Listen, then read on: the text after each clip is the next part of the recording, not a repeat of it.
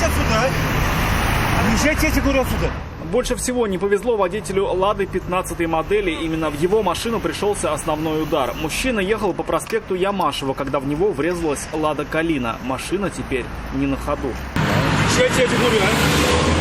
Вам что, больше нечего снимать, что ли? Сила удара была такой, что «Лада» из седана едва не превратилась в хэтчбэк. После первого столкновения «Ладу» откинула на едущий спереди Hyundai. Тут же обошлось без сильных повреждений. Какая была скорость у «Лады Калины», остается только гадать. Но, судя по повреждениям автомобилей, довольно высокая. А как так вы не заметили вот эту машину, которая была, получается? Потому что ехал поток, я перестроился, я не прям со мной стали, и все.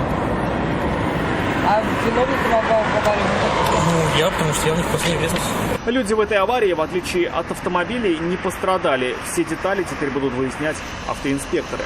Рамиль Шайдун, Елена Саляхова, Константин Бушуев. Вызов 112.